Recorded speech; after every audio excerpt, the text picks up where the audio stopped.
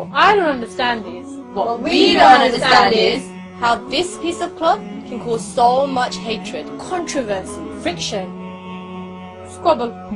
Everybody's talking about it. In fact, everybody wants to ban it. But why? Is it because they think that the Muslim woman is oppressed?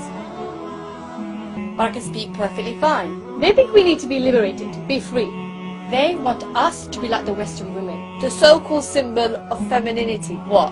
High heels, lipstick, short skirts? This liberates you? Is it because we dress the same? Or because we look the same? The Muslim woman means so much more than just her physical appearance. We don't want to be defined by the way we dress. I want you to judge me by my intellect, not by how short my skirt is. Is it because you think we're forced to wear it? I don't wear it because my husband forced me to. I'm not even married.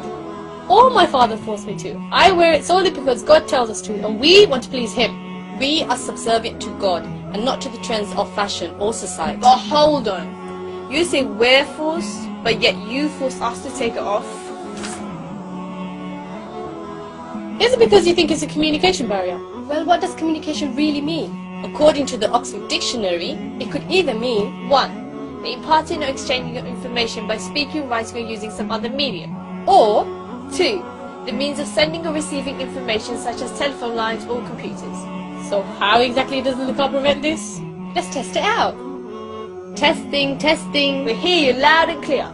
It's clear to see when you're speaking to somebody, you don't have to see their face. Just like when you're speaking on the phone, you can't see them. So really, if you want to ban the niqab, you should start with the mobile phones first. Is it because of the way we interact with men? Or don't interact with men? God tells us to maintain a boundary with the opposite gender. This is to prevent any form of promiscuity from either sides. Men are ordered to lower the gaze and we are ordered to cover. Besides, I don't want to be just another rape statistic. Or is it because we challenge the norms of society? Because we decide to stay covered whilst everybody else wants to uncover?